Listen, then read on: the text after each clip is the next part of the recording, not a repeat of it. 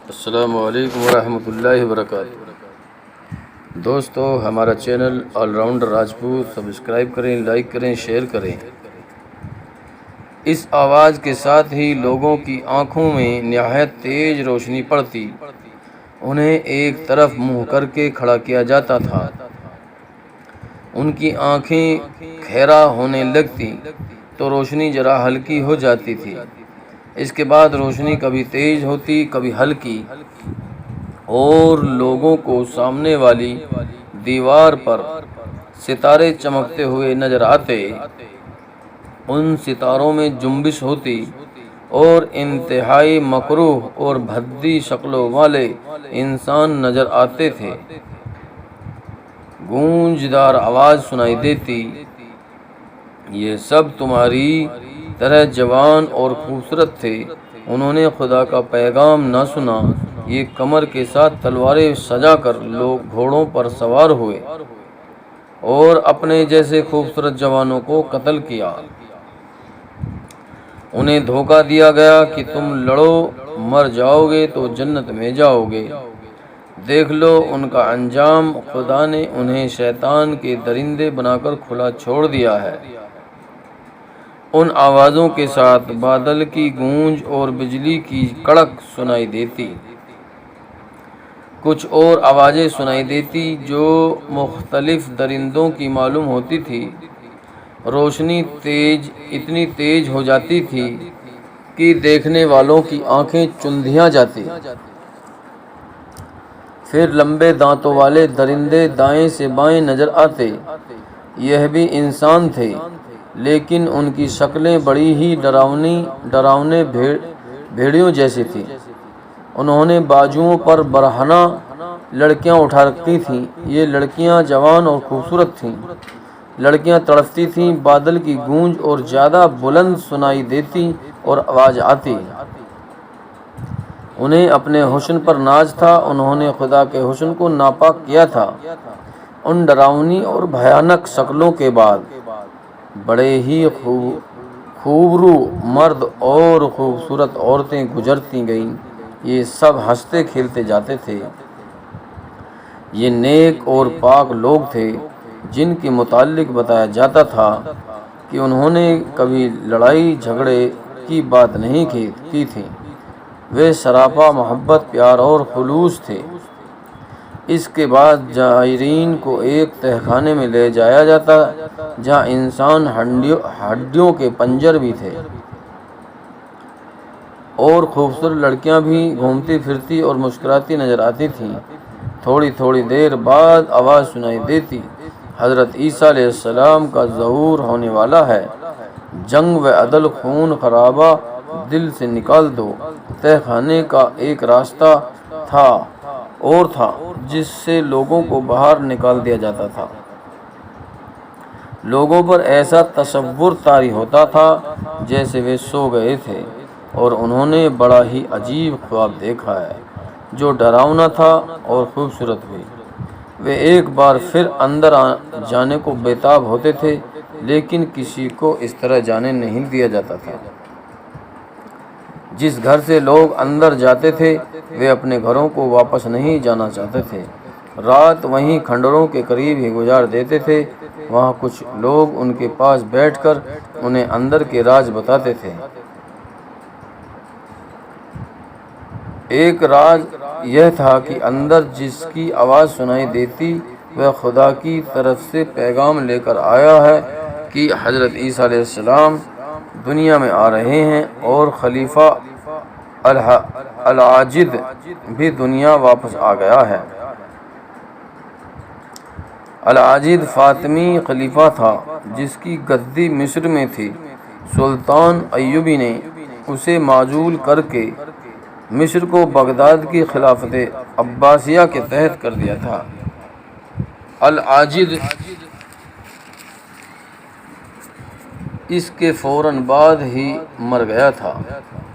یہ 2-2.5 سال پہلے کا واقعہ تھا۔ فاطمیوں نے صلیبیوں اور حشیشین کے ساتھ ساز باز کر کے ایک سازش تیار کی تھی جس کے تحت سلطان ایوبی کا تختہ الٹا اور مصر میں فاطمی خلافت کو بحال کرنا تھا۔ اس سازش کی کامیابی کے لیے سوڈانیوں کو تیار کیا جا رہا تھا وہ مصر پر حملہ کریں۔ کھنڈر کے مریدوں کی تعداد میں اور ان کی عقیدت مندی میں اضافہ ہوتا جا رہا تھا اور جنوب مغربی علاقے کے لوگ قائل ہوتے جا رہے تھے کہ حضرت عیسیٰ علیہ السلام خلیفہ العاجد کو واپس بھیج چکے ہیں اور خود بھی واپس آ رہے ہیں۔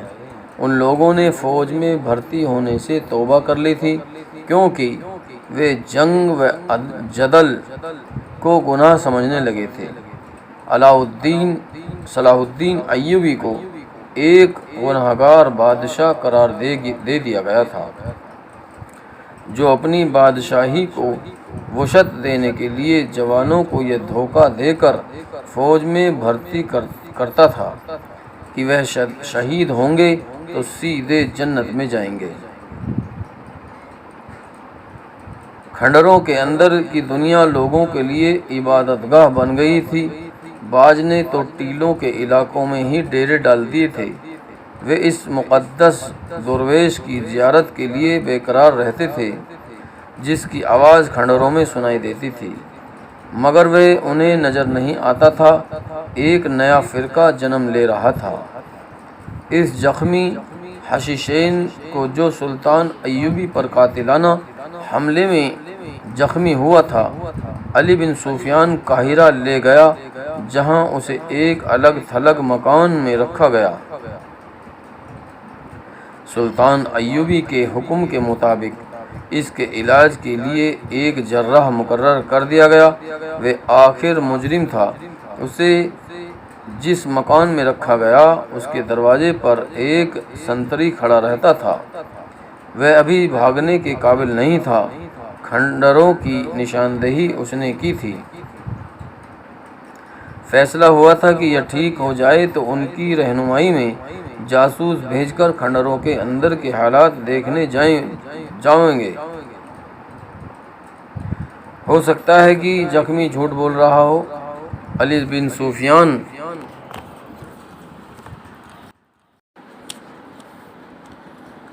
سفیان نے قاہرہ آتے ہی اپنے نائب حسن بن عبداللہ اور کوتوال غیاث بلبس سے کہہ دیا تھا کہ وہ اس علاقے میں اپنا کوئی مخبر اور جاسوس نہ بھیجے جس کے متعلق انہیں رپورٹ ملی ہے کہ وہاں کے لوگ فوج کے خلاف ہو گئے ہیں۔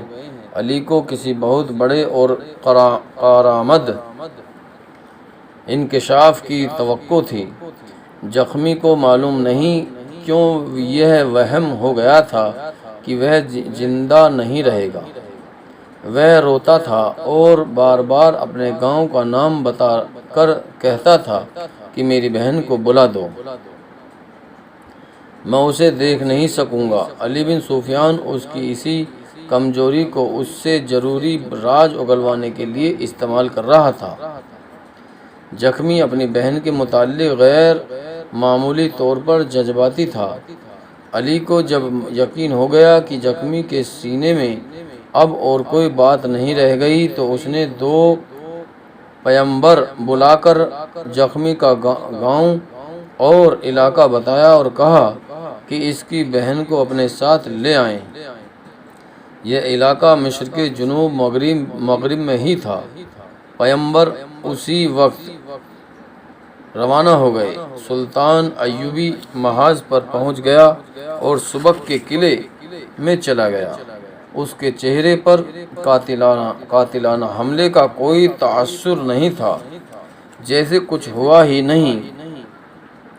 اس کے محافظ دستے کا کمانڈر اور دیگر حکام جو اس کے ساتھ تھے بہت پریشان اور شرمسار تھے۔ وہ ڈرتے بھی تھے کہ سلطان ایوبی کسی نہ کسی مقام پر ان پر برس پڑے گا اور جواب طلبی بھی کرے گا، مگر اس نے اس طرف اشارہ بھی نہیں کیا۔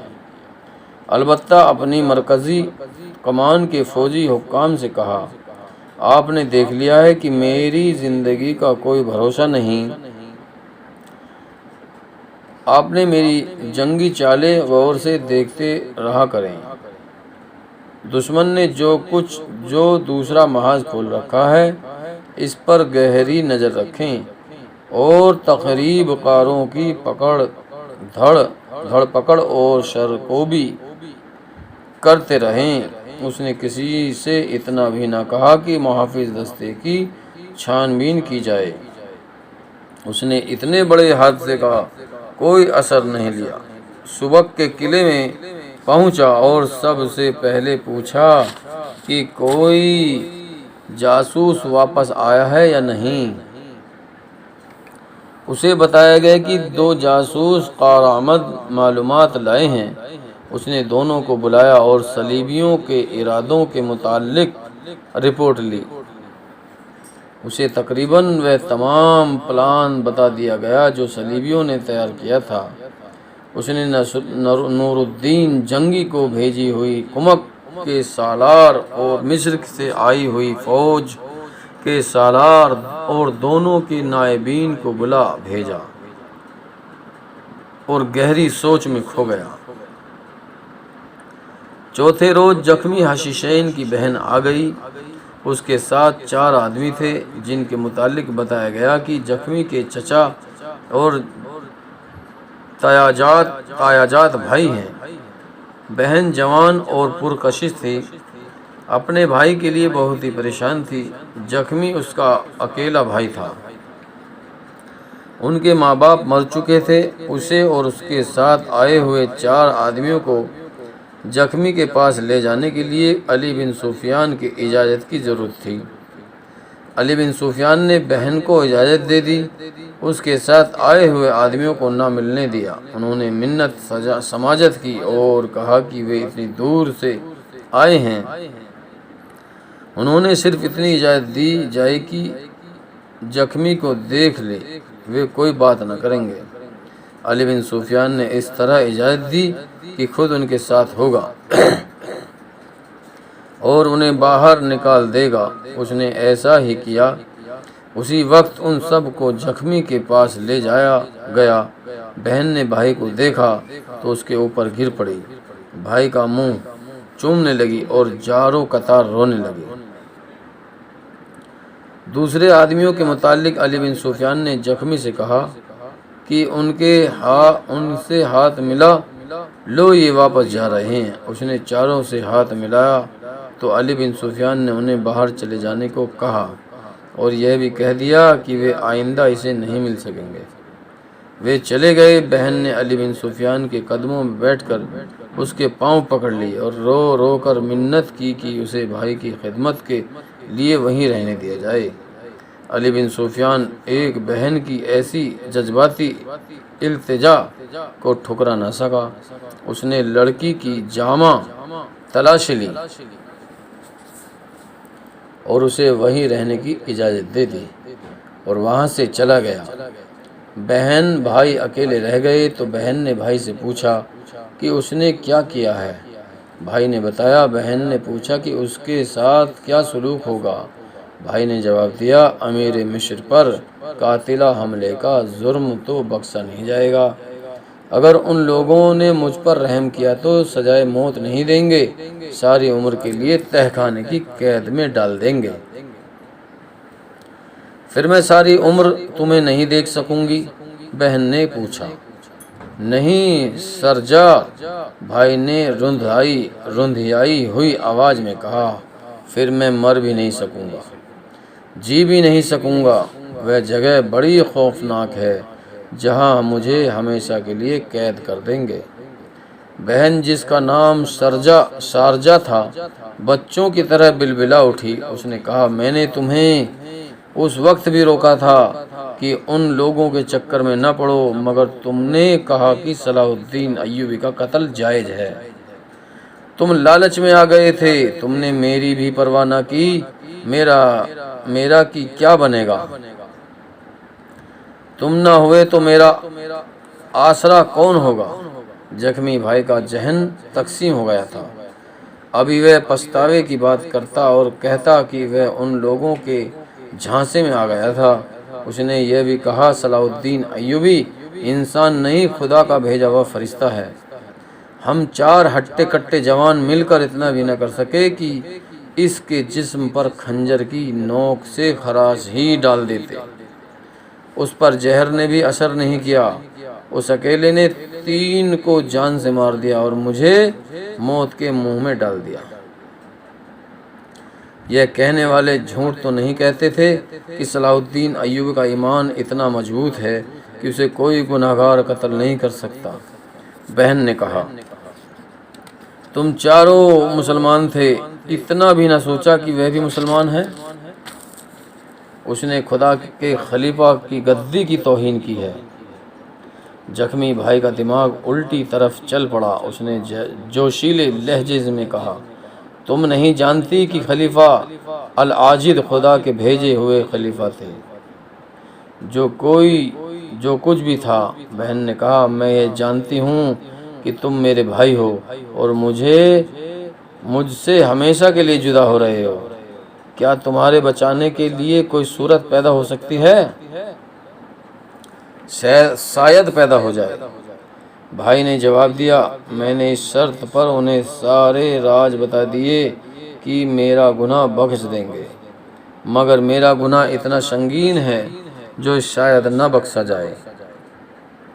اس وقت زخمی کو سو جانا چاہیے تھا اور اسے اتنا زیادہ بولنا نہیں چاہیے تھا کیونکہ پیٹ کے زخم کھل جانے کا ڈر تھا، مگر وہ بولتا جا رہا تھا اور بہن رو رہی تھی۔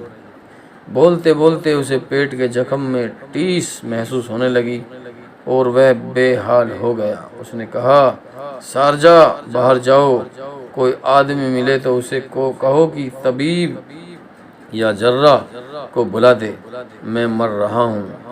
شارجہ دوڑتی ہوئی باہر گئی۔ باہر سنتری کھڑا تھا۔ اس نے اسے بھائی کی حالت بتائی تو اس نے شارجہ کو اس جراح کے گھر کا راستہ بتا دیا جسے زخمی کی دیکھ بھال کے لیے مقرر کیا گیا تھا۔ اسے سخت حکم دیا گیا تھا کہ دن ہو یا رات ہو زخمی کو زندہ رہنے کی پوری کوشش کرے۔ وہ شاہی جراح تھا۔ شارجہ دوڑتی گئی۔ جراح کا گھر بالکل قریب تھا۔ شارجہ نے جراح کو بھائی کی حالت بتائی تو وہ بھاگم بھاگ آیا اور زخمی کو دیکھا۔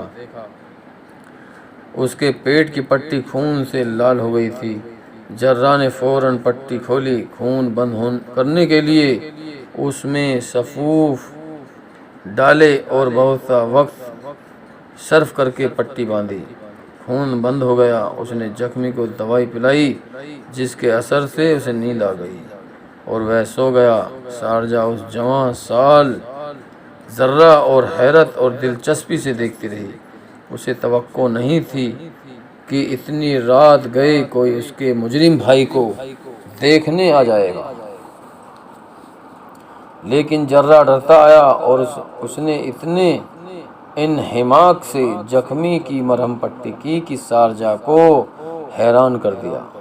زخمی کی آنکھ لگ گئی تو جراح نے آنکھیں بند کر کے اور ہاتھ اوپر اٹھا کر سرگوشی کی، زندگی اور موت تیرے ہاتھ میں ہے میرے خدا، اس بد نصیب کے حال پر رحم کرو، اسے زندگی عطا کرو۔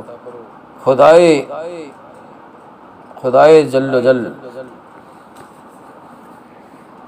عز و جل شارجہ سے آنسو نکل آئے۔ شارجہ کے آنسو نکل آئے۔ اس پر جراح کا تقدس طاری ہو گیا۔ اس نے جراح کے قریب 2 جانو ہو کر اس کا ایک ہاتھ پکڑ لیا اور چوم لیا۔ جراح کے پوچھنے پر شارجہ نے بتایا کہ وہ زخمی کی بہن ہے۔ اس نے جراح سے پوچھا، کیا آپ کے دل میں اتنا زیادہ رحم ہے کہ میرے بھائی کو آپ تکلیف میں نہیں دیکھ سکتے، یا اسے اس لیے زندہ رکھنا چاہتے ہو کہ آپ کو راز کی ساری باتیں بتا دیں؟ محترم بزرگوں، دوستو، ہمارا channel all rounder Rajput subscribe کریں، لائک کریں، شیئر کریں۔